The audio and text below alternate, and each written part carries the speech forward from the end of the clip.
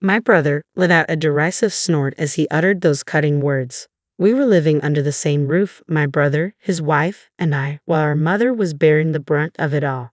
She arrived at our doorstep in a state of utter exhaustion, tears staining her cheeks as she pleaded, "I can't go back there." The image of her distress lingered in my mind, igniting a surge of indignation within me. "What can a loser like you do?"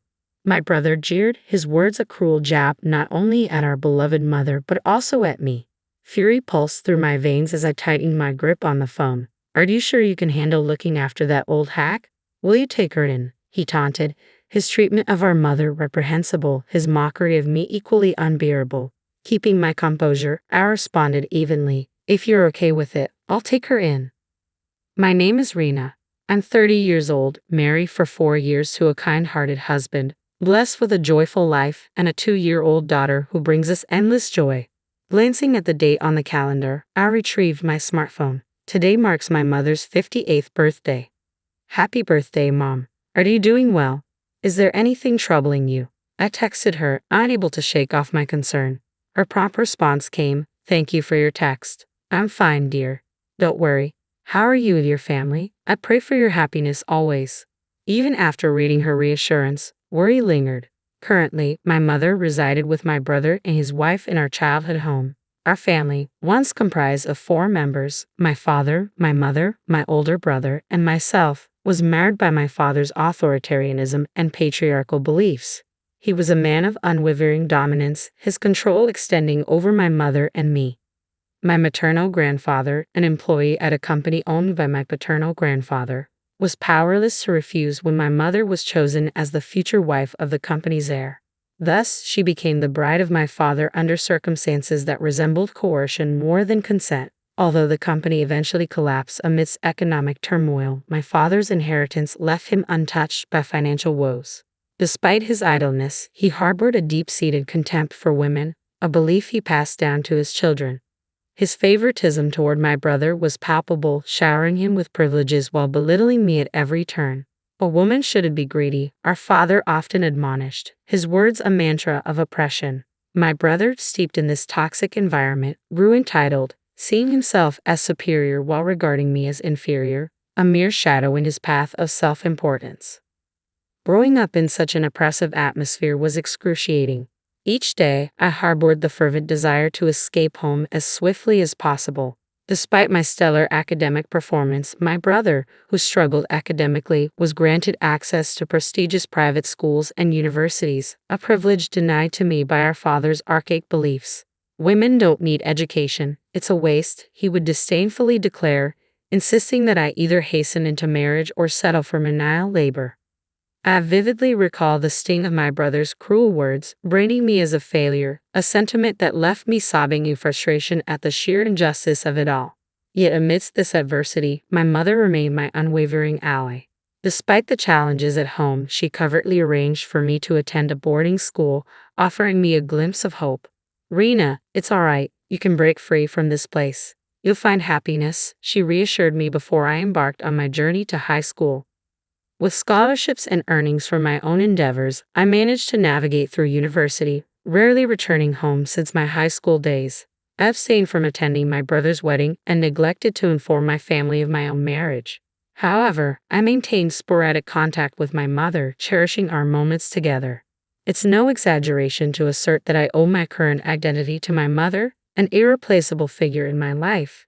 Despite her perceived fragility, she possessed a boundless love for me. Her wish for my happiness echoed in my heart, a sentiment I reciprocated fervently. When news of our father's demise reached me, I opted out of attending his funeral. Yet a startling revelation from my mother unveiled the unexpected turn of events. On his deathbed, our father instructed my brother and his wife to return home and reside with our mother. Since then, they have been sharing the same household, a testament to my mother's enduring kindness and resilience. I yearned to speak up, to voice my concerns, but my mother's gentle assurance silenced my protests. So I held my tongue, maintaining contact with her despite the nagging doubts that plagued me. Bill, my brother, would he truly care for our mother? Was she genuinely alright?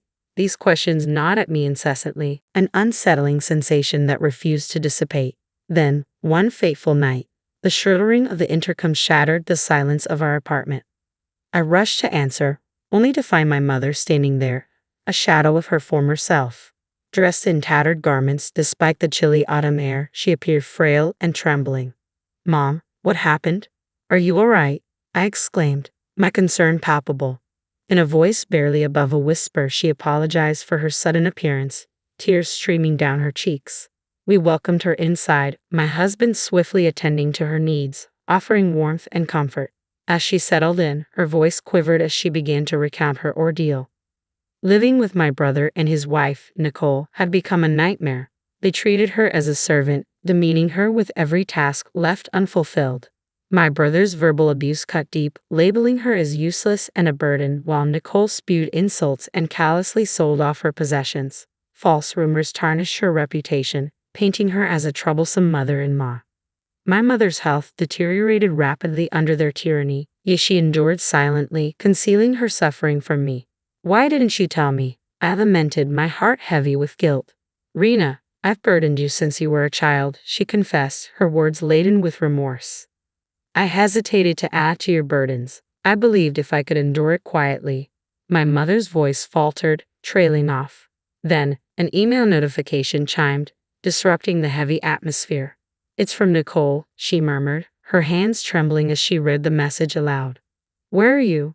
The laundry isn't done, and there's no food. Do you want your belongings sold again?" The threat sent a shiver down her spine. "I'm sorry, Rina. I can't bear to return to that house," she confessed. Her words spurred me into action. Without a word, I retrieved my smartphone and dialed the number my mother had given me. My brother's gruff voice answered, demanding, "Who's this?" "It's Rina. Mom's with me," I replied evenly. "Oh, it's you," he retorted dismissively.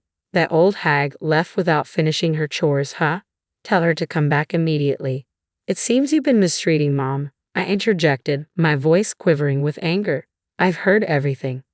My brother's response was a contemptuous snort. "Ha, what about it? What can a dimwit like you do?" he scoffed. "You've worked Mom to the point of illness, and you think that's acceptable. I won't allow her to stay with you any longer." "Think you can afford to support that old hag?" he sneered. "She's been a housewife all her life, incapable of anything and penniless. Are you planning to take her in?" "No more old hag talk. She was more than just a housekeeper," I retorted, my voice laced with fury. From the background, a voice, unmistakably Nicole's, chimed in. "They've been treating my dear mother so poorly, even mocking me. I can't tolerate it," she declared. The surge of rage towards my brother and his wife intensified, my grip on the phone tightening with resolve. "I understand, brother. If that's your decision, then I'll take Mom in," I said calmly, despite the turmoil raging within me. "Well, if you're taking her, that's fine by me. It'll free up some space in the house, and I'll be relieved," he responded dismissively. "Understood. Mom will be living with me from now on, so there's no need to contact us anymore," I declared before ending the call. "Rina, I'll make sure to take good care of your mother too," my husband reassured me, gently taking my hand. Our daughter, sensing the shift in mood, happily climbed onto my mother's lap, calling her grandma. My mother hugged her tightly, tears of gratitude streaming down her cheeks.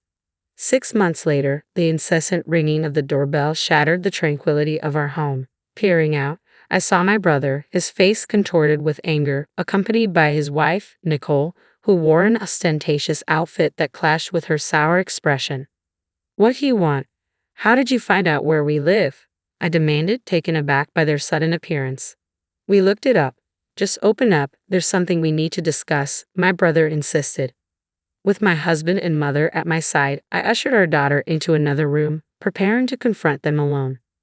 Upon entering, my brother wasted no time in accusing, "What's this about our house being sold?" "Yes, we received the message. My company bought your house," I responded calmly, bracing myself for his reaction. "Your company? What are you talking about?" He sputtered in disbelief. "I'm the head of a reputable real estate company in the area. It's my company, and by the way, doesn't the company you work for subcontract to us?" I countered, watching as realization dawned on his face. "That's absurd. You, a dropout and a failure, running a real estate company? It's impossible," he exclaimed, his voice tinged with disbelief and indignation. "If you're skeptical, feel free to make a call to verify." But please, don't cause any inconvenience to the company, I urged, maintaining my composure despite the tension in the room. I promptly presented him with my business card, and as his eyes fell upon it, my brother fell silent, his face flushing crimson with a mixture of surprise and embarrassment. It was undeniable. After graduating from university, I had diligently carved out a successful career path. Initially hired by a prominent real estate firm, I eventually ascended to the position of executive in a newly established company. As a matter of fact, I continued, maintaining a measured tone. I met my husband through work and we've since married. He happens to be a landowner, so you might say we're quite well off. There's no basis for you to label me a dropout or a failure. Supporting mom financially would hardly pose a challenge for us. My brother, wide-eyed and visibly agitated, remained silent, while his wife's expression shifted from disbelief to shock. Damn it, okay. What about our family home? What do you mean, you sold it? My brother erupted, his voice bordering on hysteria. Finally breaking her silence, my mother spoke up, her tone firm but composed. You may not have been aware, but after your father's passing, the house and land were legally transferred into my name. Consequently, I made the decision to sell both to Rina's company. It's time for you to vacate the premises. What? What are you talking about, old woman? My brother spluttered in disbelief. Wait, didn't you say, as the eldest son, the house was rightfully yours? Caught off guard, my brother and his wife exchanged panicked glances, their expressions betraying a mix of confusion and alarm. What's wrong with me selling something that's rightfully mine? My mother retorted, her voice unwavering. Sorry to shatter your illusions, but I've liberated myself from your control. I won't live as you dictate anymore, my mother declared resolutely, her voice carrying a newfound strength. In response, my brother erupted in a fit of rage. What the hell are you talking about, you worthless old hack? He bellowed, his wife echoing his sentiments. You've never worked a day in your life, just leeching off others. Indignant, I stepped forward to defend my mother's honor. What are you talking about? Mom works hard. She's the manager of an apartment building owned by my husband and me. She's diligent, keeps the place immaculate, and is adored by the residents. And she gets paid for it too, I asserted firmly. My brother, who had been standing defiantly until then, fell silent, his shoulders slumping as he sank into a nearby chair. I could see the defeat etched on his face. Nicole leaned in to whisper something in his ear, a futile attempt to salvage the situation. Knowing my brother's prideful nature, I could sense the sting of defeat and rejection weighing heavily on him. If there's nothing else, you can leave now. I don't want to be involved with you, I declared firmly, unwilling to entertain any further drama. Suddenly, my brother's demeanor shifted. His previous rage gave way to a fawning grin. All right, but listen, you're rich now, right? Could you spare some cash? I recently lost my job and I'm having money troubles, he pleaded shamelessly. I was taken aback by his audacity. Before I could respond, he continued, Hey, Mom could give money to me too, right? You got money from selling the house. Just think of it as helping out your adorable son. Just as I was about to intervene, my mother's voice cut through the tension. Enough already. Have some shame, she admonished, her words carrying the weight of years of frustration and disappointment. I was taken aback witnessing my usually gentle mother raising her voice for the first time. Even my brother and his wife looked stunned by her sudden assertiveness. I apologize for raising you to prey on your sister like a shameless creature, she began, her tone firm. But there are lines you shouldn't cross. Don't disturb us anymore. Go home. Hearing this, my brother trembled once again, but he quickly retorted, Shut up and listen, old hag. You're not calling the shots here. Be prepared, I'll squeeze every dime of your inheritance from you. Nicole chimed in, demanding money as well. My mother's response was cold and unwavering. That's if there's anything left. From now on, I plan to spend all the money from the sale of the house for myself and Rina's family. I have no intention of leaving a single penny for you two, she declared. Enraged, my brother lashed out, What the hell, you old crone. From now on, I'm cutting ties with both of you. Stay away from me and Rina. Leave that house immediately, I intervened, feeling a surge of pride for my mother's newfound strength. Refusing to back down, my brother and his wife insisted they wouldn't leave until they received the money. Yes, we'll squat in that house, they declared defiantly. Just then, my husband's calm voice resonated through the room. What do you mean you won't leave? He asked, stepping forward. My husband's imposing presence seemed to silence them. Nice to meet you. I'm Rena's husband, he introduced himself calmly. What were you saying to my wife and mother-in-law earlier? Suddenly, my brother and his wife seemed to shrink in his presence. Despite his peaceful nature, my husband's stature and demeanor exuded authority. It was no wonder they found him intimidating, especially in comparison to my brother. My husband, bless him, is a challenge to handle, always boasting and looking down on women. Oh well, I chuckled, trying to mask my frustration. Oh, I just remembered I have something to do. I should be going. My brother stammered, suddenly eager to leave. Yes, let's go, his wife chimed in, their sudden change in demeanor almost comical. Suppressing a laugh, I watched them make their hasty retreat. In the quiet aftermath, my husband gently touched my shoulder. You did well? You must be tired, he said, offering silent support. My mother appeared, holding our daughter, her face radiant. We embraced wordlessly, basking in the warmth of our bond. Fast forward 1 year, and our harmonious relationship continued to thrive. My mother, now lively and healthy, remained dedicated to her job as a building superintendent. Gone was the worn-out figure from that fateful night. In her place stood a pillar of strength. She adored and cared for our daughter, a tremendous help to me. Of course, our daughter adored her grandmother just as much, often clinging to her with affection. Observing their bond filled my husband and me with immense happiness. As for my brother, well, believe it or not, he got divorced shortly after the incident. He lost his house and his fortune, and after revealing his pathetic state to my husband, Nicole quickly abandoned him. Currently, she's on the hunt for a new husband, but her nasty nature and money-hungry motives seem to be hindering her search. My brother now lives alone in a rundown apartment, struggling with part-time jobs. Frankly, I have no intention of helping him. He brought this upon himself. My mother and I have decided to distance ourselves from him completely. By the way, we're planning to build a spacious 2-family home soon. While we could continue living in the condo my husband owns, my mother pointed out that it would soon feel cramped as our daughter grows. Let's use all the money from selling the house, she suggested eagerly. Grateful for her enthusiasm, we accepted her proposal, looking forward to a future filled with happiness in our new home.